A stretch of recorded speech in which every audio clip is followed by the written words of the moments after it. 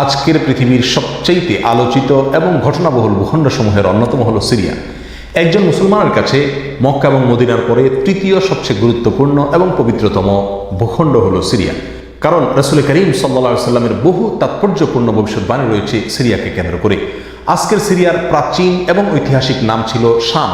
এই শামকে কেন্দ্র করে যতগুলো বর্ণনা হাদিসের কিতাবসমূহে পাওয়া যায়, সেই শামের সীমানা অবশ্য আজকের সিরিয়া থেকে বেশ খানিকটা বিস্তৃত এবং বড় ছিল। সিরিয়া, জর্ডান, ফিলিস্তিন এবং লেবানন এই দেশগুলো মিলে ছিল তখনকার শাম। অবশ্য তখনকার শামের সবচেয়ে প্রধান এবং বড় অংশ যেহেতু আজকের সিরিয়ায়, সেই জন্য সিরিয়াকেই সাধারণত শাম বলা হয়। শাম বা সিরিয়ার প্রধান এবং অন্যতম বৈশিষ্ট্য হলো যুগে যুগে আল্লাহ সুবহানাহু ওয়া তাআলার পক্ষ থেকে বিভিন্ন নবী রাসূল যে সারা পৃথিবীতে এসেছেন, তাদের সবচেয়ে বড় অংশ এবং সবচেয়ে বেশি সংখ্যক নবী রাসূল এসেছেন এই শাম বা সিরিয়া। শাম বা সিরিয়া এটাই কিয়ামতের ময়দান হবে।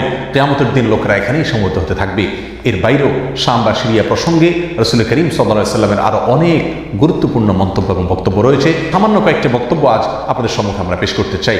তার মধ্যে এক নম্বর হলো সহিহ বুখারীতে বর্ণিত হয়েছে, নবী আলাইহিস সালাম বলেছেন, লা তাযালু তায়ফাতুন মিন উম্মতি মানসুরিন লা ইয়াদুররুহুম মান খাযালাহুম হাত্তা তাকুমাস সাআ। অর্থাৎ আমার উম্মতের মধ্যে একটা বিশেষ শ্রেণী, বিশেষ কিছু লোক থাকবে, একটা দল থাকবে যারা সত্যের পক্ষে লড়াই করতে থাকবে, আল্লাহর সাহায্য তাদের সঙ্গে থাকবে এবং তারা এই সত্যের পক্ষের লড়াইকে অব্যাহত রাখবে কিয়ামত কায়েম হওয়া পর্যন্ত। তাদেরকে যারা পর্যদস্ত করতে চায়, অপমান করতে চায়, ক্ষতি করতে চায়, তাদের কেউই তাদের কোনো ক্ষতি করতে পারবে না। এই হাদিসে নবী আলাইহিস সালাম যে দলটির কথা বলেছেন, যারা সাহায্য প্রাপ্ত হবেন আল্লাহর পক্ষ থেকে এবং যারা অটল অবিচল থাকবেন সত্যের উপরে কিয়ামত পর্যন্ত, যাদেরকে কেউ অপদস্থ করতে পারবে না, সেই দলটি কারা এবং তাদের অবস্থান কোথায় হবে, এই প্রসঙ্গে সহিহ বুখারীতে নবী আলাইহিস সালামের একাধিক সাহাবায়ে কেরামের মন্তব্য রয়েছে, যারা বলেছেন যে এখানে যে দলটির কথা বলা হয়েছে তারা হলেন সিরিয়ায় অবস্থানকারী হবেন এবং এটা হবে কিয়ামতের ঠিক আগ মুহূর্তে। তাবরানীর এক বর্ণনা, নবী আলাইহিস সালাম নিজেও বলেছেন আল্লাহ সাহায্যপ্রাপ্ত সেই দলটি থাকবে সিরিয়ায় বা শামে। সিরিয়া প্রসঙ্গে দ্বিতীয় হাদিসটি বর্ণিত হয়েছে সহিহ বুখারীতে। বিখ্যাত সাহাবী আব্দুল্লাহ ইবনে ওমর রাদিয়াল্লাহু তাআলা আনহু বলেছেন, রাসূল করিম সাল্লাল্লাহু আলাইহি ওয়াসাল্লাম ইরশাদ করেছেন, আল্লাহুম্মা বারিক লানা ফি শামিনা ওয়া ফি ইয়ামানিনা। অর্থাৎ আল্লাহ আমাদের সিরিয়ায়, আমাদের ইয়ামানে আপনি বরকত দান করুন। এই কথা বলার পরে উপস্থিত লোকেরা বলল, ইয়া রাসূলুল্লাহ ওয়া ফি নাজদিনা, আমাদের নজদেও আল্লাহ বরকত দান করুন, সেই দোয়া করুন আপনি। নবী আলাইহিস সালাম তাদের কথায় কর্ণপাত না করে আবারও বললেন, আল্লাহুম্মা বারিক লানা ফি শামিনা ওয়া ফি ইয়ামানিনা। লোকেরা আবারও বললেন, ওয়া ফি নাজদিনা, আমাদের নজদেও। নবী আলাইহিস সালাম তখনও একই কথার পুনরাবৃত্তি করলেন এবং পরিশেষে বললেন, নাজদ সেই জায়গায় তো ফিতনা ফাসাদ হবে, সেখানে তো হত্যা, মারামারি, খুনাখুনি হবে, সেখানে তো ভূমিকম্প দেখা দিবে এবং সেখান থেকে তো শয়তানের শিং উত্থিত হবে, সেখান থেকে তো শয়তানের শিংয়ের আবির্ভাব ঘটবে, বের হবে। এখানে নাজদ বলতে কোন এলাকাকে বোঝানো হয়েছে, এই প্রসঙ্গে মুহাদ্দিসিনে কেরামের বেশিরভাগের মন্তব্য হলো নাজদ বলতে ইরাককে বোঝানো হয়েছে। নাজদ বলা হয় উঁচু অঞ্চলকে, আরবের বিভিন্ন অঞ্চলকে নাজদ বলা হয়। হেজাজ এটাকেও নাজদ বলা হয়, যেটা সৌদি আরবের ভিতরে, আর ইরাককেও নাজদ বলা হয়। সহিহ বুখারীর বিশ্ববিখ্যাত ব্যাখ্যাতা আল্লামা কিরমানী রাহিমাহুল্লাহ এবং আল্লামা খাত্তাবী রাহিমাহুল্লাহ এবং আল্লামা ইবনে আব্দুল বার রাহিমাহুল্লাহ সহ অনেক বড় বড় মুহাদ্দিসিনে কেরাম এবং হাদিসবিদগণ মন্তব্য করেছেন যে হাদিসের শেষ অংশে নবী আলাইহিস সালাম যে নাজদ প্রসঙ্গে মন্তব্য করেছেন, সেখানে নাজদ বলতে ইরাককে বোঝানো হয়েছে। হাদিসের সবচেয়ে বড় সমাহার কানজুল উম্মালে আবু নাঈমে বর্ণিত নবী আলাইহিস সালামের এক হাদিসে পরিষ্কারভাবে নবী আলাইহিস সালাম নিজেই বলে দিয়েছেন এখানে নাজদ বলতে ইরাককে বোঝানো হয়েছে। যাই হোক, এই হাদিস থেকে আমরা বুঝতে পারলাম বরকত নবী আলাইহিস সালাম চেয়েছেন আল্লাহর কাছ থেকে এই শাম বা সিরিয়ার জন্য। তাহলে এই শাম বা সিরিয়া এটা গুরুত্বপূর্ণ একটি জায়গা এবং নবী সাল্লাল্লাহু আলাইহি ওয়াসাল্লামের কাছে খুবই প্রিয়, আল্লাহর কাছে খুবই তাৎপর্যপূর্ণ একটি ভূখণ্ড। তৃতীয়ত যে হাদিসটি আমরা এই প্রসঙ্গে পেশ করতে চাই, সেটি বর্ণিত হয়েছে সুনানে আবু দাউদে এবং মুসনাদে আহমদে।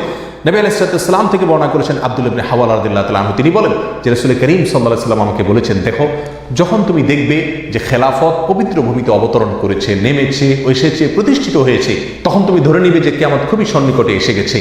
এ হাদিসে নবী আলাইহিস সালাম পবিত্র ভূমিতে যে খেলাফত অবতরণ করলে কিয়ামত নিকটবর্তী এটা বোঝা যাবে বলেছেন। এখানে পবিত্র ভূমি বলতে তিনি কি বুঝিয়েছেন, এই ব্যাখ্যা প্রসঙ্গে প্রায় সকল মুহাদ্দিসিনে কেরামের অভিমত হলো নবী আলাইহিস সালাম এখানে সিরিয়াকে বুঝিয়েছেন। আগে এবং পরের আলোচনাকে পর্যালোচনা করলে সেটাই পরিষ্কার হয়ে যায়।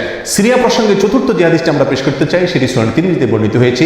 সেই হাদিস থেকে বোঝা যায় নবী আলাইহিস সালাম সিরিয়াকে গোটা মুসলিম বিশ্বের জন্য হৃৎপিণ্ড হিসেবে অভিহিত করেছেন, মন্তব্য করেছেন। তিনি বলেছেন, সিরিয়ার লোকেরা যখন খারাপ হয়ে যাবে, মন্দ এবং খারাপ দিক যখন সিরিয়ার লোকদেরকে গ্রাস করবে, ছেয়ে যাবে, তখন তোমরা ধরে নিবে পৃথিবীর কোনো জায়গায় আর কোনো ভূখণ্ডে মুসলমানদের মধ্যে আর কোনো কল্যাণ অবশিষ্ট নেই। অর্থাৎ হৃৎপিণ্ডের মতো সিরিয়ার মানুষের মধ্যে যখন পচন ধরবে, তখন গোটা দেহে, গোটা মুসলিম বিশ্বের মধ্যেই পচন তার আগেই ধরে গেছে, এটা পরিষ্কারভাবে বোঝা যাবে। এ হাদিস থেকেও সিরিয়া অত্যন্ত গুরুত্বপূর্ণ ভূখণ্ড, সেটা পরিষ্কারভাবে আমরা বুঝতে পারি। সিরিয়া প্রসঙ্গে 5 নম্বর হাদিসটি বর্ণনা করেছেন আবু হুরায়রা রাদিয়াল্লাহু তাআলা আনহু, আর এটি বর্ণিত হয়েছে সুনান ইবনে মাজাহ।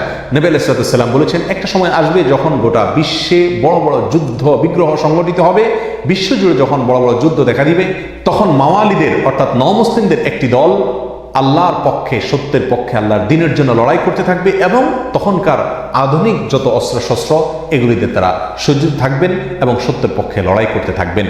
তাহলে চরম সংকটময় পরিস্থিতিতে আল্লাহ সুবহানাহু ওয়া তাআলার একটা বিশেষ সাহায্য এবং অনুগ্রহ আমরা দেখতে পাচ্ছি, আর সেটা অবতীর্ণ হবে, সেটা নাজিল হবে এই সিরিয়ার দামেস্ক নামক শহরে। নাম্বার 6, সিরিয়া প্রসঙ্গে নবী আলাইহিস সালামের আরেকটি তাৎপর্যপূর্ণ ভবিষ্যদ্বাণী রয়েছে, যেটি বর্ণিত হয়েছে সহিহ মুসলিমে। বর্ণনা করেছেন সাহাবী নওয়াস ইবনে সুমাআন রাদিয়াল্লাহু তাআলা আনহু।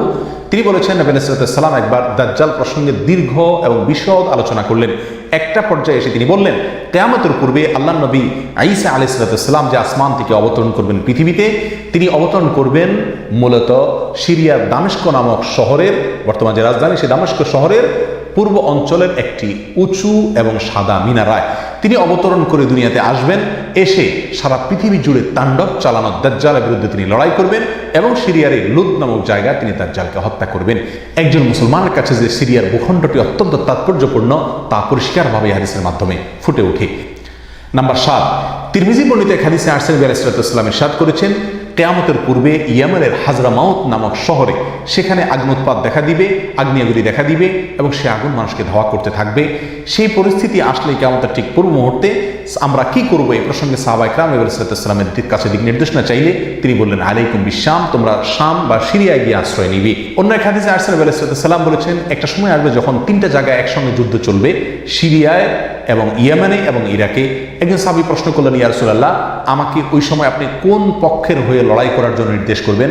নবী আলাইহিস সালাম বলেছেন, তুমি শামের হয়ে অর্থাৎ সিরিয়ার হয়ে তুমি লড়াই করবে, আর যদি সিরিয়া হয়ে লড়াই করার সামর্থ্য তোমার না থাকে তাহলে ইয়ামানের পক্ষ তুমি অবলম্বন করবে। এই হাদিসে একেবারে পরিষ্কারভাবে সিরিয়ার গুরুত্ব এবং তাৎপর্য আমাদের কাছে ফুটিয়ে তুলছে। নাম্বার 8, মুসনাদ আহমদ সহ বহু হাদিসের কিতাবে বর্ণিত হয়েছে, কিয়ামতের পূর্বে যে আগ্নেয়গিরি দেখা যাবে, যে আগ্নোৎপাত দেখা দিবে, সে আগুন মানুষকে ধাওয়া করতে থাকবে এবং সারা পৃথিবীর মানুষকে ধাওয়া করতে করতে করতে একটা জায়গায় একত্রিত করবে, আর সেটি হলো সিরিয়া। নবী আলাইহিস সালামের ভাষায় আরদুল মাহশারি ওয়াল মানশার, অর্থাৎ সিরিয়াই হবে কিয়ামতের ময়দান। কিয়ামতের সময় সারা পৃথিবী থেকে মানুষ সমবেত হয়ে এই সিরিয়াতেই একত্রিত হতে থাকবে। নাম্বার 9, নবী আলাইহিস সালাম আরেক হাদিসে বলেছেন, মালায়েকাতুল্লাহি বাসিদু আজনিহাতাহুম আলা শাম, আল্লাহর ফেরেশতাগণ সিরিয়ার উপরে তাদের ডানাকে ছেয়ে আছেন অথবা ছেয়ে থাকবেন। এই হাদিস থেকেও শাম বা সিরিয়ার গুরুত্ব করে পরিষ্কারভাবে ফুটে ওঠে। নাম্বার 10, এখানে যে আসছেন নবী আলাইহিস সালাম তার এক স্বপ্নের বিবরণ দিতে গিয়ে বলছেন যে, আমি একবার শুয়েছিলাম, দেখলাম আমার মাথার নিচ থেকে আল্লাহর কিতাবকে ছিনিয়ে নিয়ে যাওয়া হলো, এবং সেটাকে যখন নিয়ে যাওয়া হচ্ছে আমি তাকিয়ে থাকলাম কোথায় নিয়ে যাওয়া হচ্ছে। দেখলাম যে একটা আলোক রশ্মি চলে যাচ্ছে এবং যেতে যেতে সিরিয়ার ভূমি পর্যন্ত সেটা চলে গেল এবং সেখানে গিয়ে অবতরণ করলো। এরপর নবী আলাইহিস সালাম বললেন, আলা ইন্নাল ঈমানা ইযা ওয়াকাআতিল ফিতানু বিশাম, অর্থাৎ যখন সারা পৃথিবীতে ফিতনা ফাসাদ ছেয়ে যাবে তখন ঈমানের ঠিকানা হবে সিরিয়ায়, আর ঈমানদারদের আশ্রয়স্থল হবে, শেষ ভরসা হবে সিরিয়া। সম্মানিত ভাই বন্ধুগণ, এই হাদিসগুলো থেকে পরিষ্কারভাবে ফুটে উঠলো যে মক্কা মদিনার চাইতেও ঘটনা বহুল হবে কিয়ামতের পূর্ব মুহূর্তে শাম বা সিরিয়া নামক ভূখণ্ড।